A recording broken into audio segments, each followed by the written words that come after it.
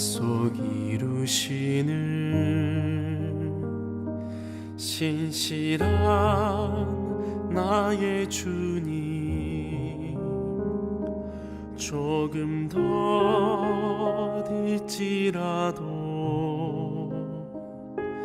그 말씀 신뢰합니다. 새 이름 주시고 수치를 거두시네. 내 믿음 연약할 때 먼저 찾아주시네. 이겨놓은 싸움 승리하게 하시는 여호와 이레 놀라운 주님, 밤하늘 별과 같은 축복의 약속 반드시 내게 이루시리라.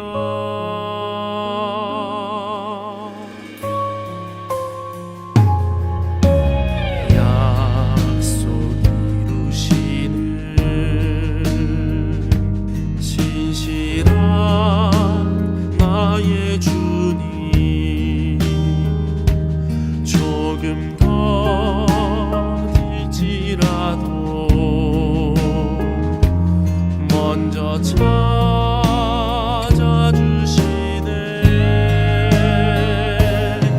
이겨놓은 싸움 승리하게 하시는 여호와 이레 놀라운 주님, 밤하늘 별과 같은 축복의 약속 반드시 내게 이루시리라.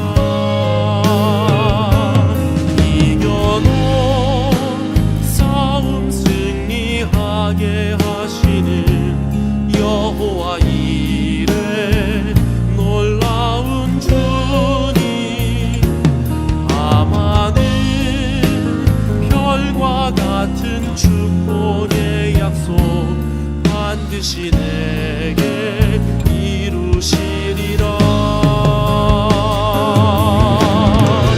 의심의 안개 일어나고 나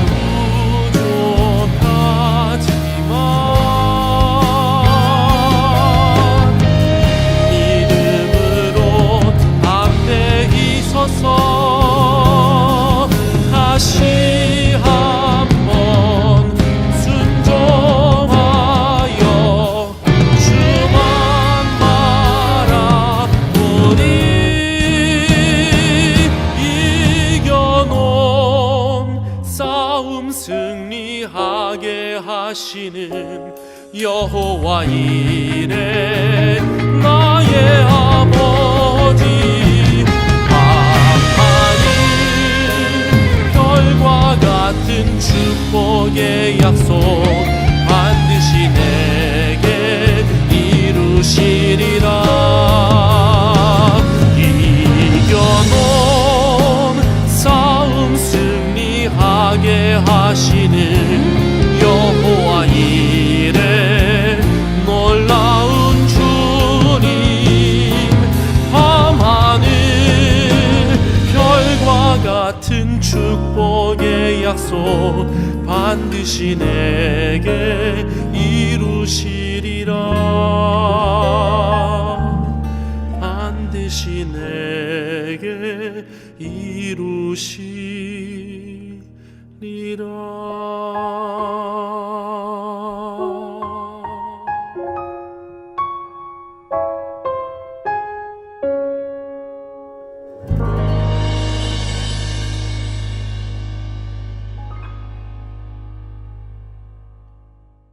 창세기 12장 1절부터 4절 다 찾으셨어요? 창세기 12장 1절부터 4절. 여호와께서 아브라함에게 이르시되 너는 너의 고향과 친척과 아버지의 집을 떠나 내가 네게 보여줄 땅으로 가라. 내가 너로 큰 민족을 이루고 네게 복을 주어 네 이름을 창대하게 하리니 너는 복이 될지라. 너를 축복하는 자에게는 내가 복을 내리고 너를 저주하는 자에게는 내가 저주하리니 땅의 모든 족속이 너로 말미암아 복을 얻을 것이라 하신지라. 이에 아브라함이 여호와의 말씀을 따라갔고 롯도 그와 함께 갔으며 아브라함이 하란을 떠날 때에 75세였더라. 아멘. 아브라함을 새로 부르신 그런 장면이 창세기 12장 1절부터 4절까지의 말씀에 나와 있는데, 아브라함은 말씀을 따라갔다 이렇게 되어 있어요. 그러니까 말씀을 무작정 따라갔다는 이런 의미가 되겠는데, 여기서 이제 아브라함에게 복을 내려주고 또 모든 땅의 족속들이 너로 말미암아 복을 받을 것이다 이렇게 해요. 그러면 땅의 모든 족속이 복을 받으려면 먼저 자기가 복을 받아야 되겠죠. 자기가 먼저 복을 받아야 다른 사람들에게 복을 전해줄 수 있죠. 이 사람을 통해서 복을 전해주지, 자기가 복이 없는데 어떻게 복을 전해주겠어요? 이 세상에서 복을 전달해 줄 수 있는 사람은 누구밖에 없겠어요? 예수님밖에 없는 거예요. 왜냐하면 하나님이 복이니까 그 복을 가지고 있는 사람만 전달해 줄 수 있단 말이에요. 그렇죠? 가지고 있는 사람만 그러니까 아브라함을 선택해서 내가 너의 복이 될 테니까 네가 다른 사람에게 복을 전달해 줘라, 또 복이 되거라, 이런 얘기가 되는 거거든요. 그러니까 예수님이 하나님 아버지의 복이 되니까 예수님이 자기가 복을 전달해 줄 수 있는 사람이 되는 거죠. 성경에서 여러분은 잘 알듯이 시편 133편 3절에 복은 뭐라고요? 영생이로다 그랬고, 창세기 15장에 1절 말씀 보면 누가 복이라고요?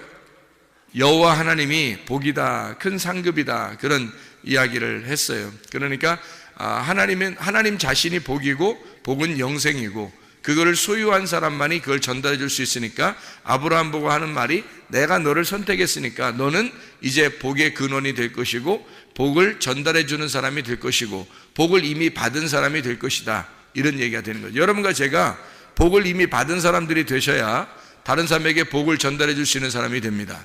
그러면 여러분이 복을 받았다는 말을 어떻게, 뭘 받았다는 얘기예요? 그럼 하나님을 받았다는 얘기가 돼야 됩니다. 그리고 복이라고 하는 게 뭐라고요? 영생이라고. 그러면 뭘 받은 사람이 돼야 된다는 거예요?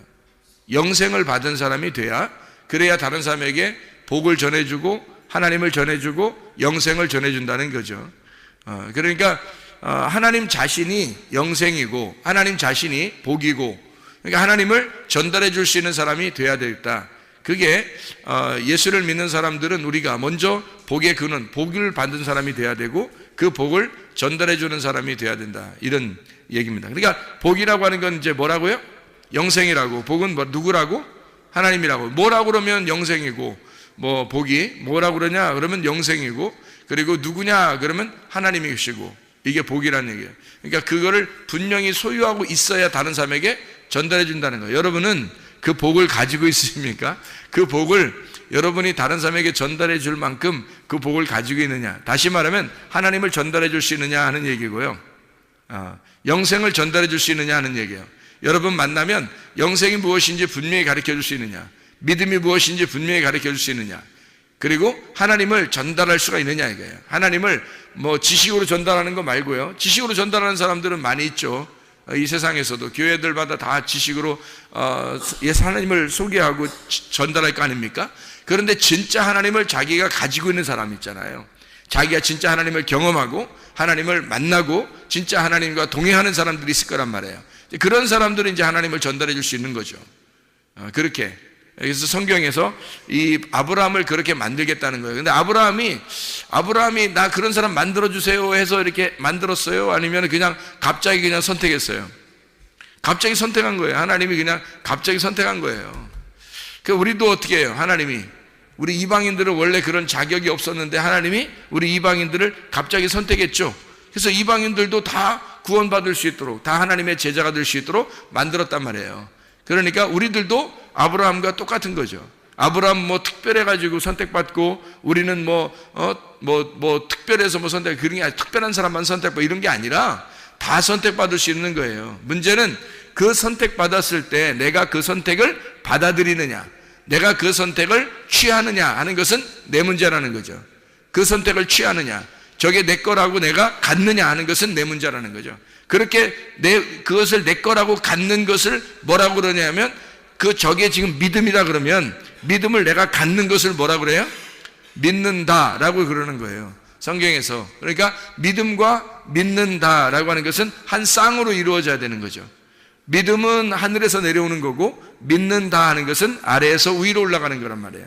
내가 하는 거라는 거죠. 하나님이 믿음을 전해주시면 하나님이 내게 그 믿음을 전달해 주신 그 믿음으로 말미암아 내가 믿는다라고 되는 거죠. 끝까지 그것을 견고하게 지켜내는 것을 인내라 그러고, 그렇게 이기는 자라 그러고, 이런 사람들만 하나님의 나라를 유업으로 받을 수가 있는 것이죠.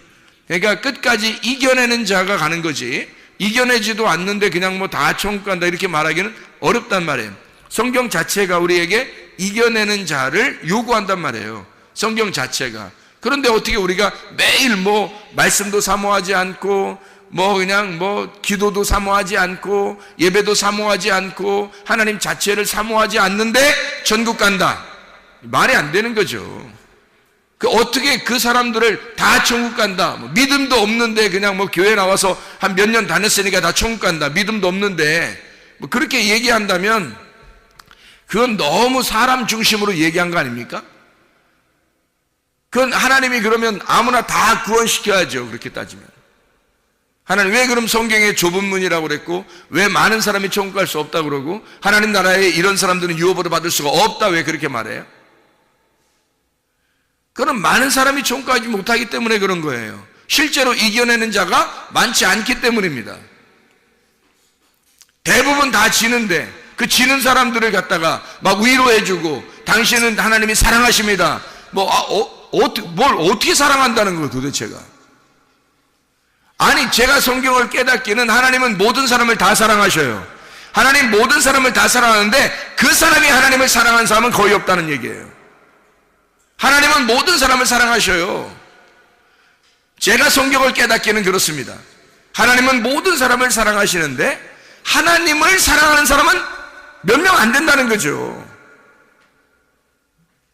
하나님의 구원이, 하나님의 치료가, 하나님의 믿음이 다 내려왔어요. 모든 사람에게 내려왔어요. 그 믿음을, 그 치료를, 그 구원을 붙잡는 사람은 몇 명 안 된다는 거죠.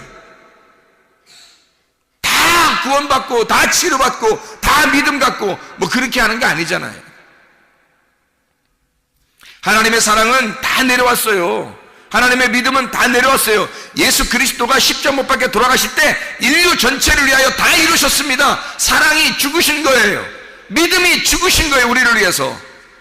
구원이 우리를 위해서 죽으신 거예요. 치료가 우리를 위해서 죽으신 겁니다. 우리에게 다 주신 거예요. 더 이상 뭘 달라는 거예요. 우리 보고 우리가 뭐 달라고 해야 돼요? 하나님한테. 하나님 부족합니다. 예수 주신 것으로는 우리가 부족합니다. 그래야 되는 거예요? 이상한 소리 아닙니까? 사람들이 하는 얘기가. 자기가 믿음을 별로 안 가지면서 자기가 교회에 그냥 별로 이렇게 열심히 하고 싶지도 않은데 그냥 교회에서 그냥 대충 교회 다녀도 천국은 가고 싶은데 교회에서 뭔가 위로의 말을 해주면 좋겠는 거예요. 자기가 듣고 싶은 게 그런 말이라는 거죠. 그런 말을 듣고 싶어 하는 거. 그게 땅의 말이지. 그게 사람들의 말이고 하나님의 말씀은 아니에요. 하나님은 천국에 가는 것이 그렇게 쉽지 않다고 말하고 있습니다. 주님의 신부가 된다는 것은 그 신랑을 완전히 붙잡아야 돼요.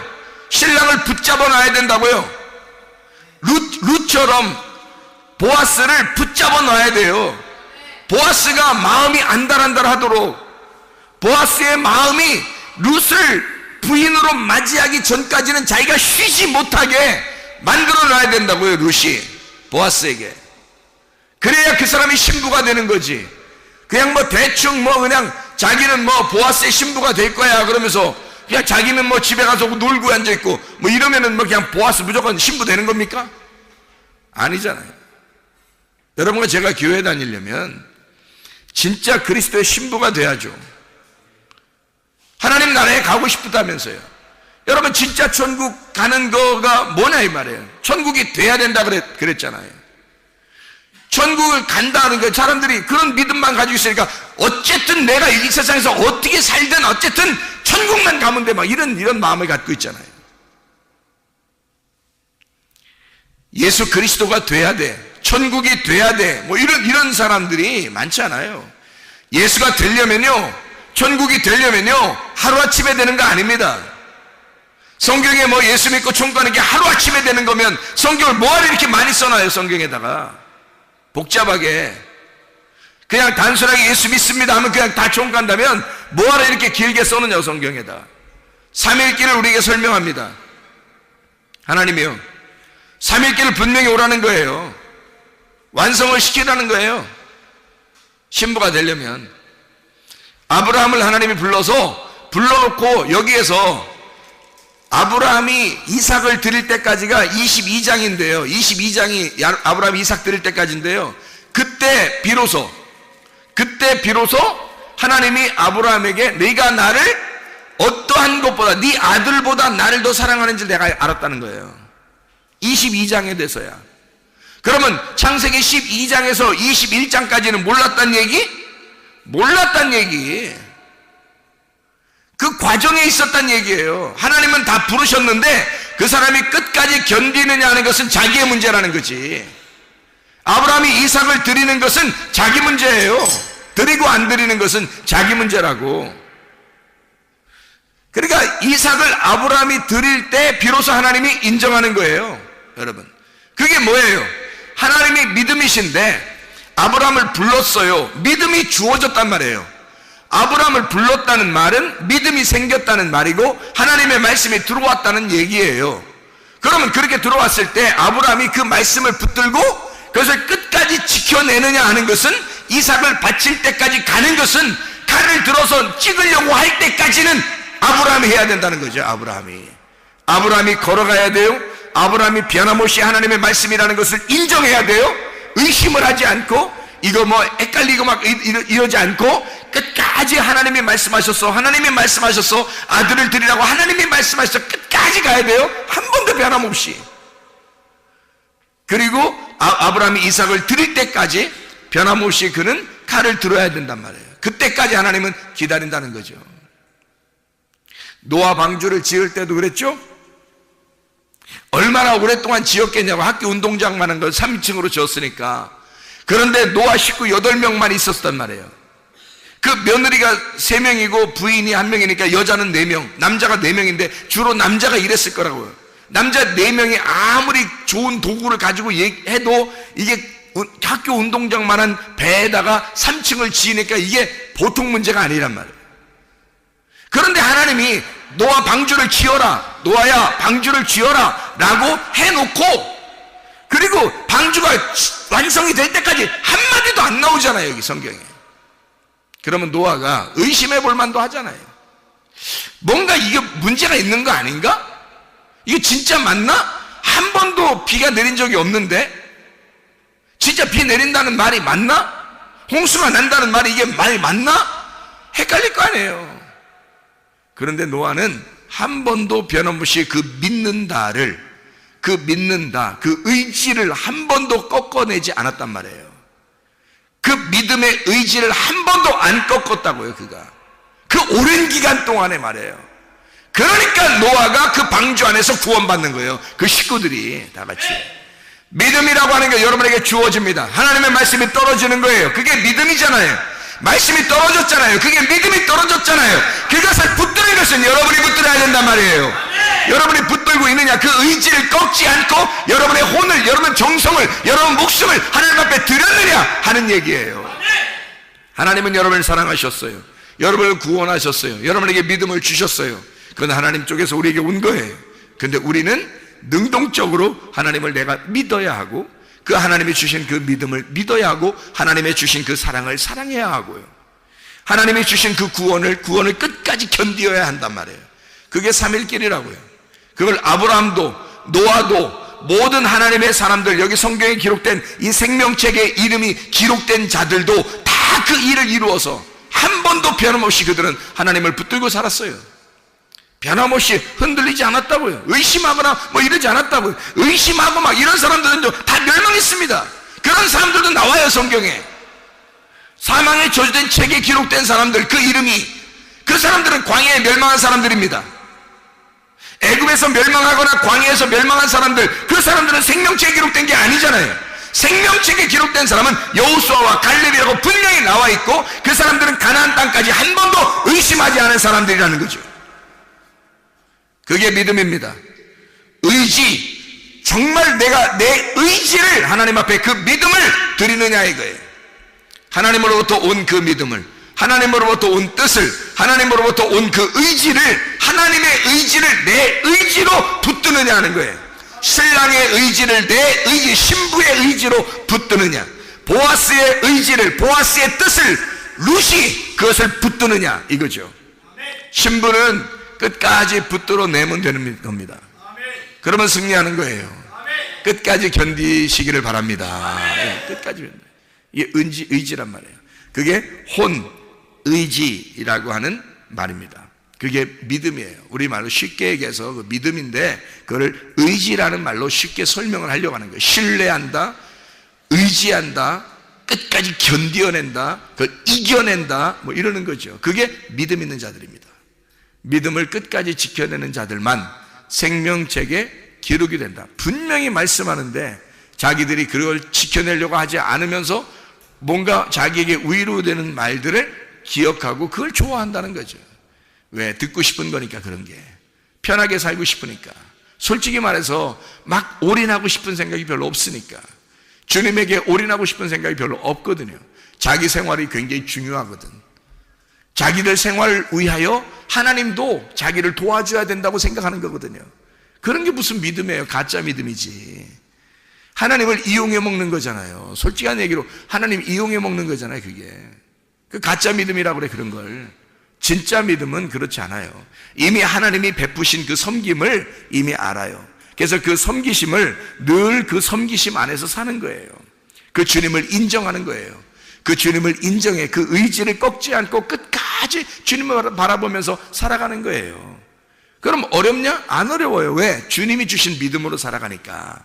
주님이 주신 그 아들의 힘으로 살아가니까. 우리의 힘으로 살아가면 힘들죠. 율법이고 노력이니까 너무 힘들지. 근데 하나님이 주신 그 아들의 힘으로, 그 아들의 이름으로, 그 아들의 말씀으로, 그 아들의 믿음으로, 아들이 주신 구원으로, 아들이 주신 인내로 살아간단 말이에요. 그러면 살아갈 만하죠. 해볼 만한 거죠. 어렵지 않습니다. 그렇죠? 그 믿음을 지켜낸다는 거 어렵지 않습니다. 어떻게 힘들어서 어떻게가 아니라 어렵지 않아요. 그걸 지켜낼 수 있는 거거든요. 그 믿음에 대한 의지입니다. 자, 아브라함을 창세기 12장에 불렀어요. 갑자기. 참 희한한 거죠. 이렇게 선택받은 자가, 여기 있는 아브라함이 아브라함이라는 이름에다가 내 이름을 집어넣으라고요. 자기 이름을. 여호와께서 나에게 이르시되 너는 너의 고향과 친척과 아버지 집을 떠나 내가 네게 보여줄 땅으로 가라. 내가 너로 큰 민족을 이루고 네게 복을 주어 내 이름을 창대하게 하리니 너는 복이 될지라. 너를 축복하는 자에게는 내가 복을 내리고 너를 저주하는 자에게는 내가 저주하리니 땅의 모든 족속이 너로 말미암아 복을 얻을 것이니라 하신지라. 이에 내가 여호와의 말씀을 따라갔고, 여기까지 이렇게 읽어보시라고요. 아브라함의 이름을 빼고 나라는 이름을 집어넣으니까 어때요? 자기가 그렇게 해야 되는 거잖아요. 뭐 아브라함만 하고 뭐 아브라함 읽으면서 아브라함은 그렇게 하셨대, 이렇게 그냥 은근슬쩍 둥글둥글 넘어가 버리려고? 그런 게 무슨 믿음이에요? 내가 그 믿음을 가지고 있어야죠. 자기에게 그 말씀이 자기에게 말씀하시는 것이 돼야지. 어떻게 아브라함에게 은근슬쩍 넘겨버리고 자기는 그냥 가려고 하는 이거야. 편하게 살려고 하는 자기의 속성이 있는 거지. 속셈이 있는 거지. 그러니까 은근슬쩍 넘어가려고 하는 거지. 솔직히 그게 아니라 아브라함의 그 삶을 정말 내가 살아야 된다라고 하면 이게 보통 문제가 아니거든요. 이게 이게 보통 심각한 게 아니에요, 이거. 그렇잖아요? 처음 하나님 부를 때부터 보통 심각한 게 아니에요, 이거. 이렇게 산다 그런다면 정말 힘든 인생이에요. 근데 그거를 선택하고 자기가 그걸 말씀을 따라가고 그 말씀이 떨어진 그 말씀이 내게 떨어지면, 믿음으로 떨어지면 그 믿음을 내가 믿는다는 것으로 붙잡고 따라가는 거예요. 야, 그거 어떻게 보면 쉬운 거 아니죠? 근데 그 믿음이 와가지고 따라가는 거니까 어려운 것도 아니죠. 누가 보면 어려운 거고 누가 보면 쉬운 거란 말이에요. 그죠? 성경이라고 하는 게 그래서 어렵게 보면 어려운 거고 쉽게 보면 쉬운 거예요. 누구 눈으로 보면 어렵겠어요? 내 눈으로 보면 어려운 거고 하나님의 눈으로 보면 쉬운 거죠. 성경이. 그래서 하나님의 아들의 믿음으로 내가 살아가야 된다, 그런 얘기예요. 자, 12장이 있는 것은 뭐 때문에 있는 거예요? 12장이 있는 것은 창세기 11장 때문에 있는 거예요. 창세기 11장이 뭐가 나와요? 창세기 11장에 창세기 11장에 바벨탑에 대한 이야기가 나오죠. 사람들이 바벨탑을 막 지었어요. 창세기 11장 7절에 뭐라고 되어 있냐면, 자, 우리가 내려가서 거기서 그들의 언어를 혼잡하게 하여 그들이 서로 알아듣지 못하게 하자 하시고 라고 되어 있습니다. 그 혼잡하게 하여, 언어를 혼잡하게 하여. 그러니까 언어가 이게 하나가 되니까, 사람의 언어가 하나가 되니까 막 뭉치기 시작한 거예요. 뭉쳐가지고 쭉 이렇게 올라온 거거든요. 그때 하나님이 이 언어를 갖다 싹 흩어버리니까 언어들대로 싹 나눠진 거죠. 그래서 언어를 혼잡하게 한다는 말이 이게 무슨 말이냐면, 이렇게 막 혼잡하게 이렇게 만든다는 게 무슨 말이냐면 바랄이라는 단어거든요. 이 바랄이라는 단어가 섞는다는 단어예요. 섞는다, 넘쳐 흐른다는 말이고요. 이 바랄이라는 단어가 베릴, 혼합된이라는 말입니다. 혼합된 말씀이란 말이고요. 이게 섞여 먹이는 곡물, 섞여 먹이는 식량들이란 말이에요. 거기서 바벨이라는 말이 나온 거예요. 이 바벨, 같은 말이에요. 바랄, 베릴, 바벨, 같은 말이에요. 그게 같은 말로 나온 거예요. 이 바벨, 그래서 혼란하다, 섞인 제사의 제물이다, 이게 바벨. 그러니까 이 바벨은 틀림없이 뭐 하는 거예요? 예배 드리는 모습이에요. 예배 드리는 모습. 그럼 어떤 사람은 예배를 드릴 때 바벨의 예배를 드리는 사람이 있겠죠. 어떤 사람은. 그러니까 하나님은 아브라함을 선택을 해서 아브라함으로부터 예배를 받으시려고 하는 거예요.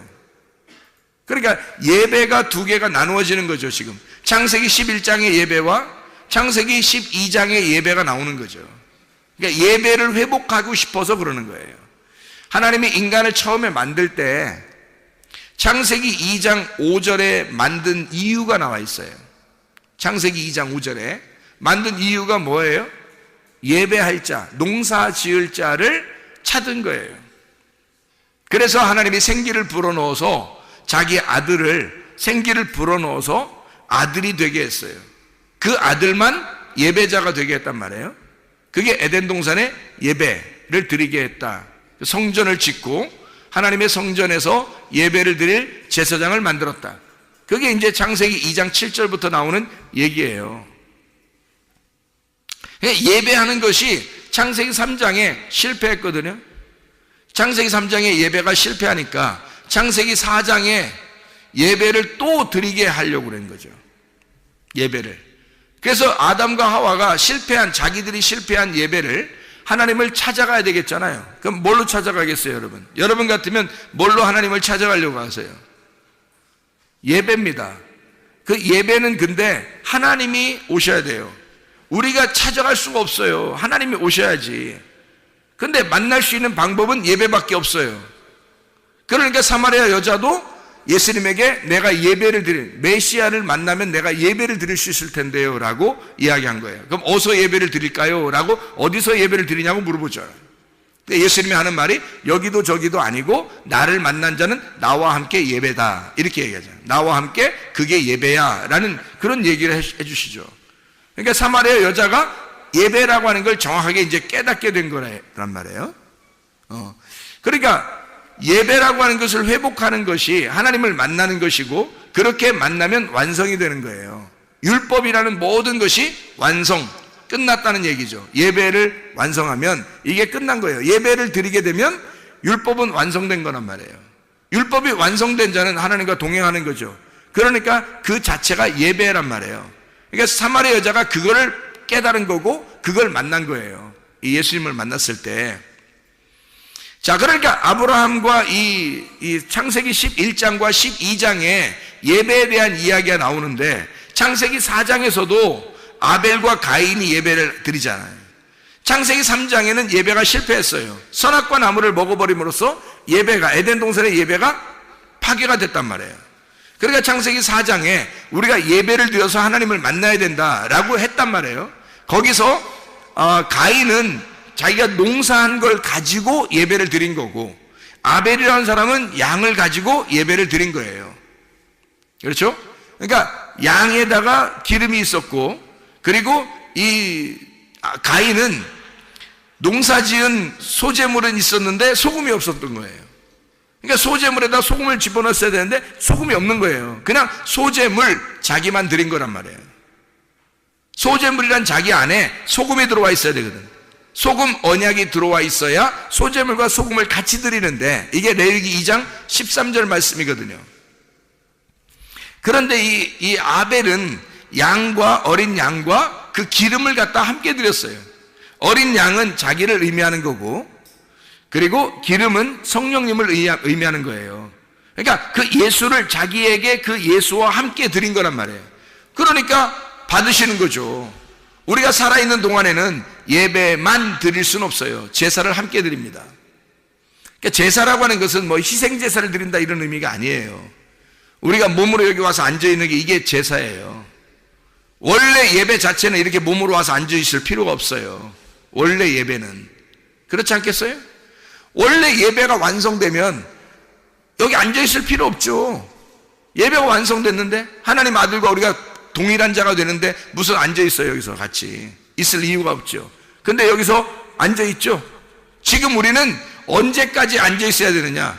지금 앉아있으면서 언제까지 계속 앉아, 이런 의미가 아니라 언제까지 이런 앉아있는 예배를 드릴 수 있느냐? 언제까지 뭐 찬양을 하는 예배를 드리냐? 언제까지 우리는 기도하고 예배를 드리고 헌금하고 이런 봉사하고 이런 예배를 언제까지 드려야 하느냐? 이런 제사를, 이게 우리 죽을 때까지예요.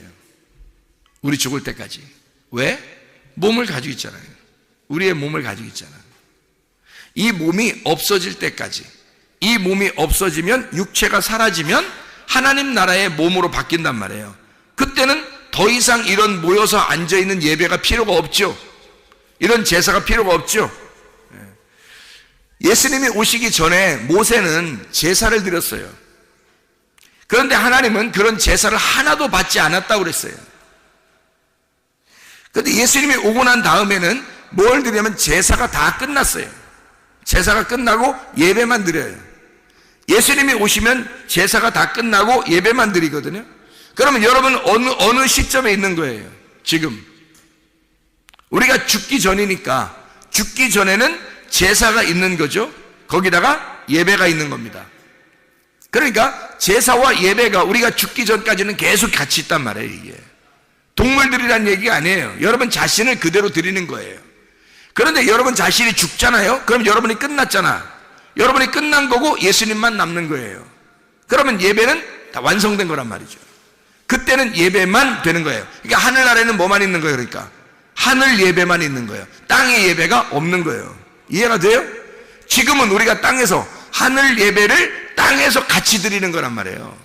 하늘 예배를 땅에서 같이 드리니까 여러분 여기 와서 뭐 대충 뭐 그냥 뭐 나 뭐 하나님 만났대, 우리가 뭐 구원받았대, 뭐 믿음 있으면 된대, 뭐 예수님 믿으면 된대, 뭐 교회도 안 나와. 그러면서 기도도 안 해. 예배도 안 드려. 뭐 헌금도 안 해. 그러면서 나 뭐 예수님 믿었으니까 천국 가는 사람이니까 이래요. 세상에. 얼마나 교만한 거예요. 죽기 전까지 우리는 몸을 가지고 살아요. 그렇게 따지면 여러분 죽기 전까지 뭐 여러분 집을 다 떠나야지. 그렇게 따지면 집에서 뭐하러 살아? 잠은 뭐하러 자? 먹기는 왜 먹어? 그렇게 따지면 몸 다 필요 없다며. 몸으로 하는 건 다 필요 없다며. 그럼 먹지도 마. 숨 쉬지도 마. 집에 가지도 마. 네 몸 필요 없다며. 몸으로 뭐 드리는 거 하나도 필요 없다며. 그런 얘기겠어요, 성경에? 아니란 말이에요. 죽기 전까지는 우리의 몸을 하나님 앞에 온전히 드려야 된단 말이에요. 온전히. 어떻게 하는 게 온전이에요? 전체로. 내가 나를 따로 드리는 게 아니라 나를 예수님하고 함께 전체로, 예수님으로 전체로 드리란 말이에요. 그러니까 나를 드리는 게 아니야. 내 몸은 와 있지만 내 속에 그리스도를 그 전체로 알고 드리란 말이에요. 그게 온전히 드리라는 거예요. 온전이라는 말은 전체라는 말이잖아. 전체.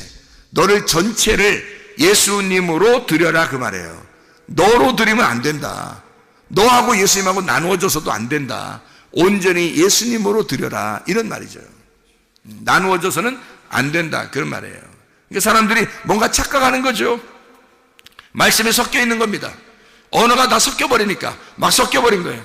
창세기 11장 9절에도 뭐라고 말하면 11장 9절에 그러므로 그 이름을 바벨이라고 얘기해요. 바벨이라 하니 이는 여호와께서 거기서 온 땅의 언어를 혼잡하게, 언어 혼잡이라는 말 이게 바랄입니다. 여기서 바벨이 나와서 바벨 혼란 섞인 제사 제물 이런 걸 얘기하는 거예요. 혼잡하게 하셨다. 여호와께서 거기서 그들을 온 지면에 흩으셨더라 그래요. 이게 다 혼잡한 바벨, 베릴, 바랄이라고 하는 다 그 말이에요. 그리고 뭐예요 이게? 진리와 거짓이 섞여버렸다 그 말이에요. 진리와 거짓이 섞여서 예배드리는 말씀이 되었다. 그게 바벨탑이라는 거예요. 바벨탑.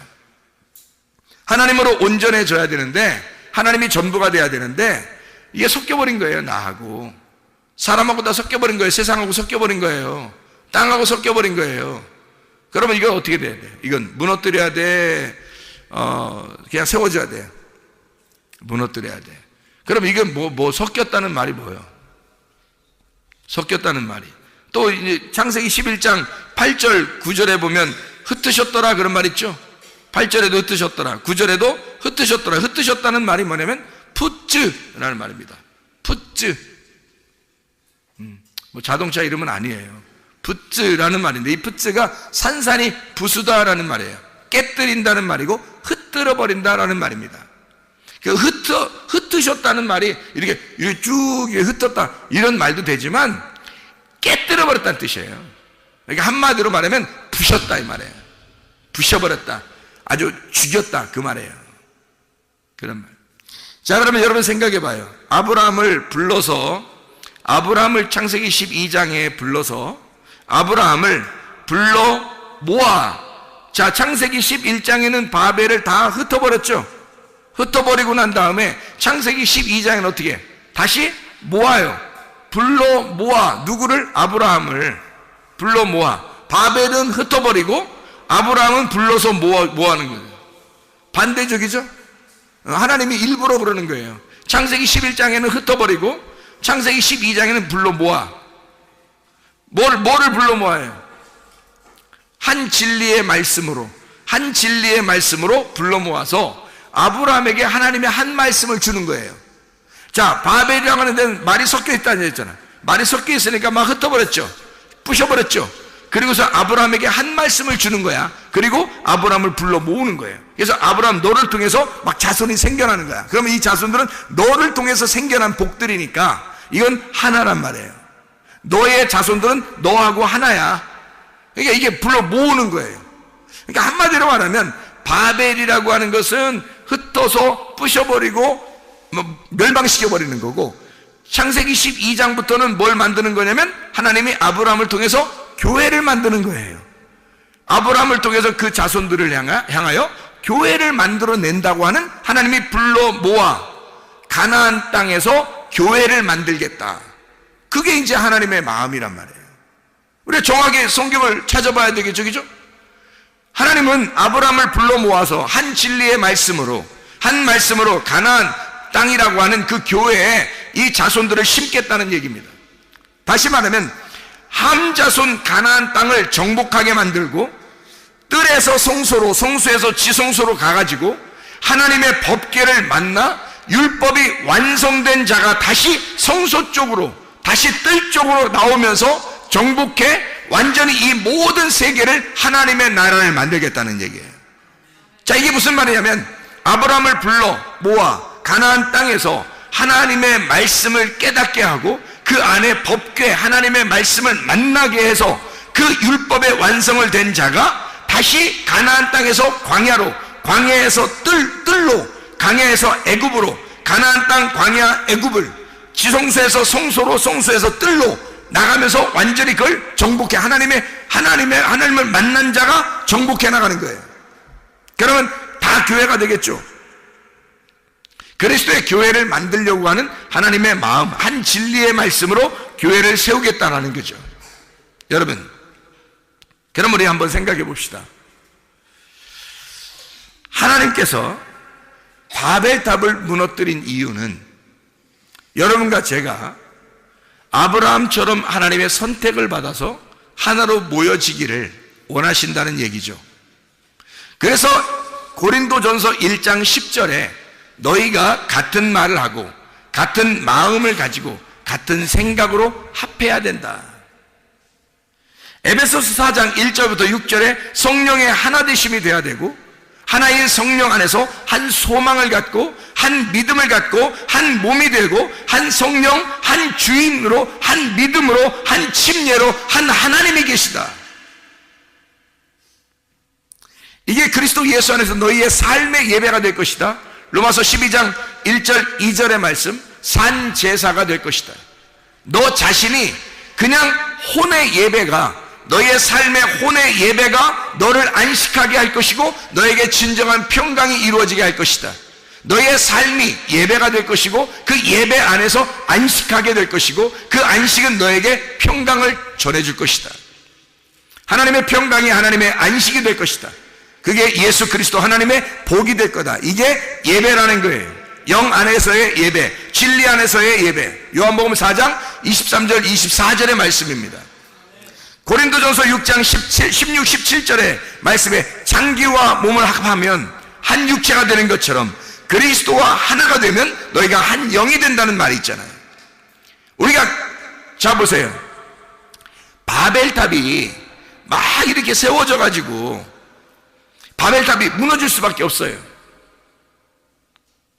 자, 창세기 12장에는 아브라함을 세워서 교회를 세우는 거예요.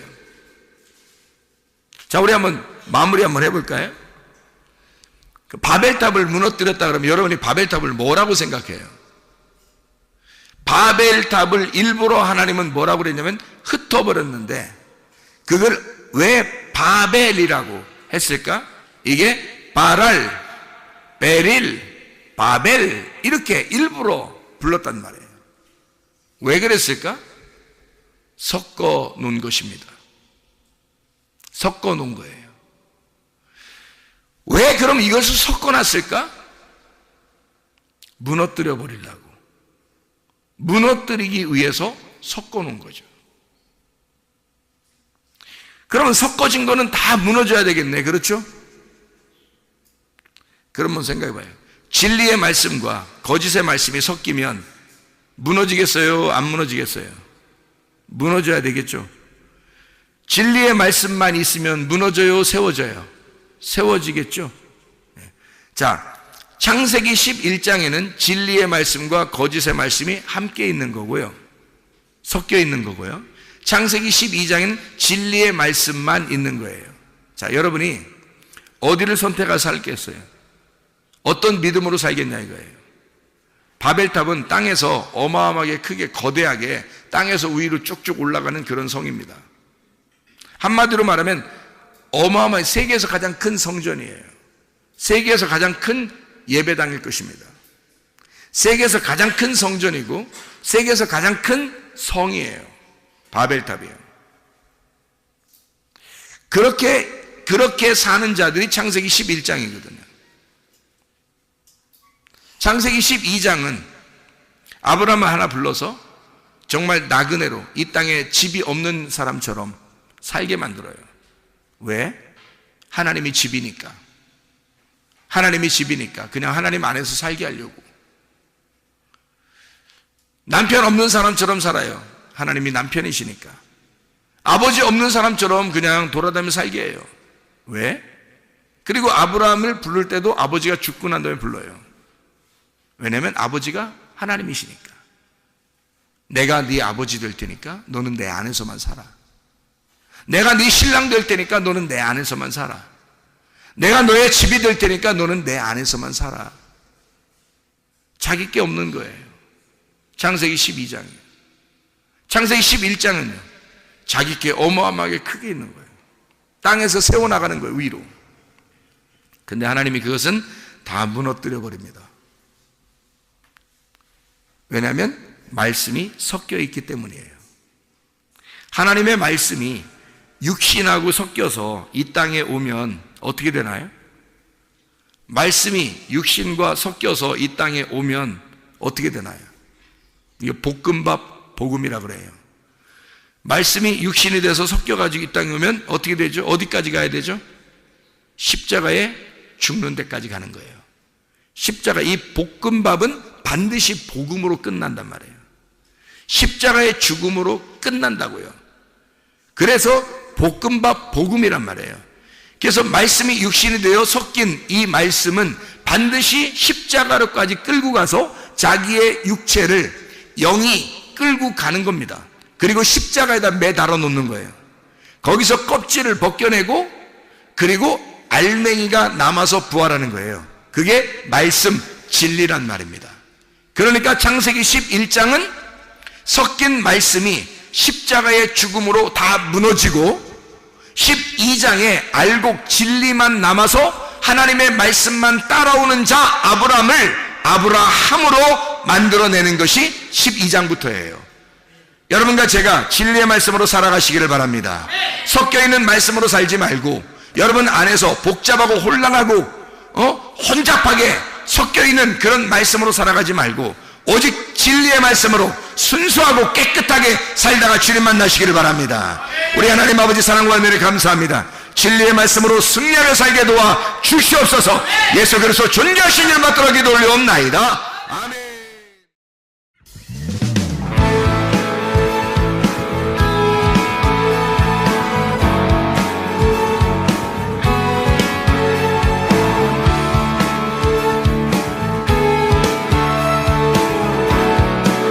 우리가 꿈꾸는 나라,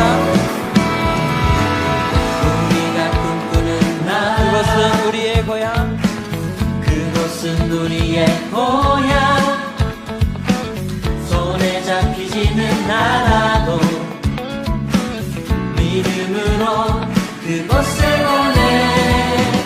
그곳이 실존하기에 우리가 함께한 꿈을 꾸기에 아무것도 없는 자 같은 나, 모든 것을 가진 자로다. 다시 한번 우리가 꿈꾸는 나라, 우리가 꿈꾸는 나라, 그곳은 우리의 고향, 그곳은 우리의 고향. 손에 잡히지는 않아도 믿음으로 그곳을 보내. 그곳이 실존하기에 우리가 함께한 꿈을 꾸기에 아무것도 없는 자 같은 나, 모든 것을 가진 자로다. 사막의 샘이 넘쳐 흐르고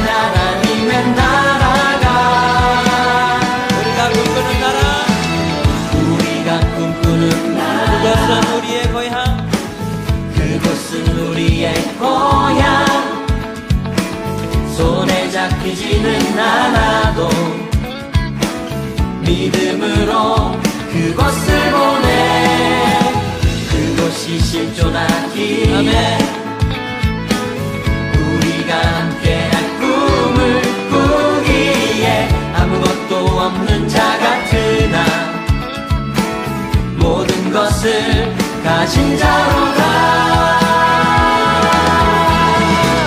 사막의 샘이 넘쳐 흐르고 사자와 어린 양이 뛰노는 그곳 어린이 독사물에 손 넣고 내는 그곳에 사막의 샘이 넘쳐 사막의 샘이 넘쳐 흐르고 사자와 어린 양이 뛰노는 그곳 어린이 독사물에 손 넣고 내는 그곳에 다시 한번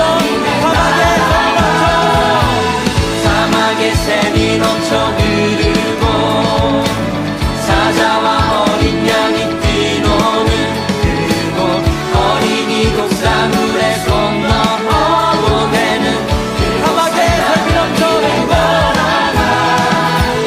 사막의 샘이 넘쳐 흐르고 사자와 어린 양이 뛰노는 그곳 어린이 독사물에 손 넣고 내는 그곳에 하나님의 나라가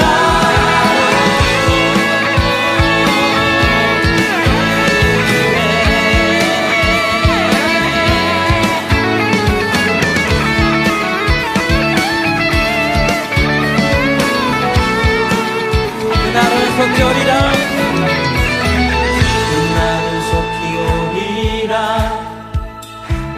그날은 속히 오리라 아멘 그날은 속히 오리라 그날은 속히 오리라 그날은 속히 오리라 우리의 간절한 마음을 담아서 찬양합시다 그날은 속히 오리라 그날은 속히 오리라